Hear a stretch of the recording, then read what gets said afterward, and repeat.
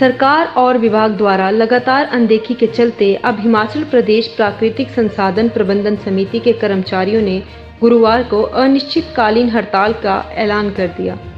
वहीं कर्मचारियों की अनिश्चितकालीन हड़ताल पर जाते ही ऊना सदर के विधायक सतपाल सिंह रायजादा भी उनका समर्थन करने जा पहुंचे। इस मौके पर एक तरफ जहां कर्मचारियों ने अपने साथ हो रही प्रताड़ना की दास्तां बयां की, वहीं दूसरी तरफ विधायक सतपाल रायजादा ने प्रदेश सरकार पर इन कर्मचारियों की अनदेखी करने और उनका उत्पीड़न करने के आरोप जताते हुए फौरन इन्हें राहत प्रदान करने की मांग उठाई।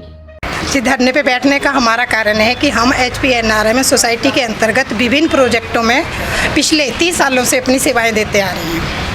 तो हमारे लिए जो एक है पॉलिसी बनी थी 19 अप्रैल 2017 को, उसको आज दिन तक यानी कि 5-5.5 साल बीत जाने के बाद भी उसे आज दिन तक सरकार द्वारा लागू नहीं किया गया है। ना ही तो हमें उसके अकॉर्डिंग कोई पे स्केल मिल रहा है या ना ही कोई किसी प्रकार का मेडिकल मिल रहा है। इन परियोजनाओं में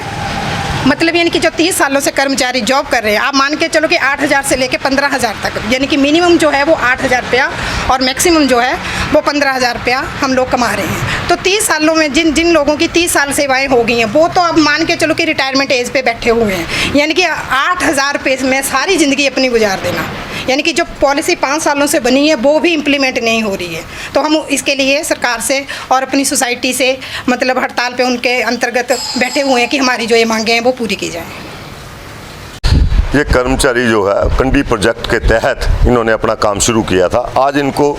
बहुत सारे कर्मचारी तो ऐसे हैं जो 30 साल से इसमें काम कर रहे हैं और कुछ जो है 15 और कुछ को जो है 15 और 20 साल के करीब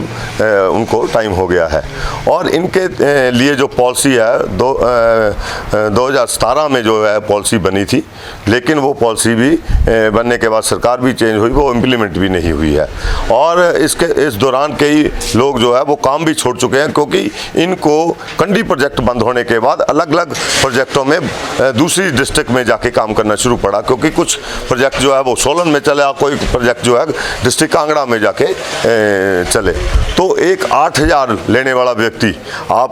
जब 15,000 तक, 8,000 से लेके 15,000 तक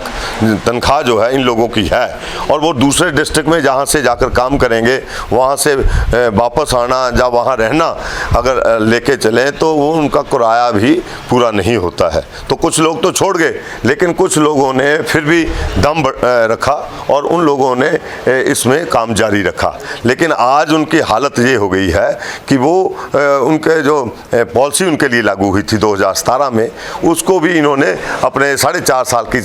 सरकार जा चुकी है, अब 4-5 महीने या 6 महीने रह गए हैं, इन्होंने लागू नहीं किया उस पॉलिसी को लेकर। बार बार ये सरकार जो है बड़ी बड़ी बातें करती हैं, लेकिन जिस तरीके से मजदूरों का शोषण कर रहा है, जिस तरीके से कर्मचारियों का शोषण हुआ है, जिस तरीके से ये बंधुआ मजदूरों की तरह इनको डील किया जा रहा है इस सरकार द्वारा, मैं ये कहना चाहूँगा कि ये बात याद रखें सरकारें कि जो सरकारें होती हैं वो आम जनता मानस के लिए, उनके वेलफेयर के लिए होती हैं, ना कि जनता का खून चूसने के लिए सरकारें होती हैं। जब किसी भी सरकार ने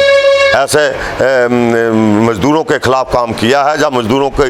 हक में काम नहीं किया है, उनके खिलाफ हमेशा जो है आक्रोश पैदा हुआ है। और आज ये आक्रोश जो है चरम सीमा पर है। ये बात सिर्फ मैं ये बोलना चाहूँगा कि इन कंडी प्रोजेक्ट के लोगों की नहीं है। आज आप देख लीजिए कि प्रदेश के हर भाग में चाहे जितने भी मजदूर हैं, चाहे वो इंडस्ट्रीज़ के अंदर काम कर रहे हैं, चाहे वो युवा वर्ग जो है वो मजदूर वहाँ पे काम कर रहे हैं, वो भी ठेकेदारी प्रथा के तहत 10-10 हज़ार के लिए लोग लगे हुए हैं। आप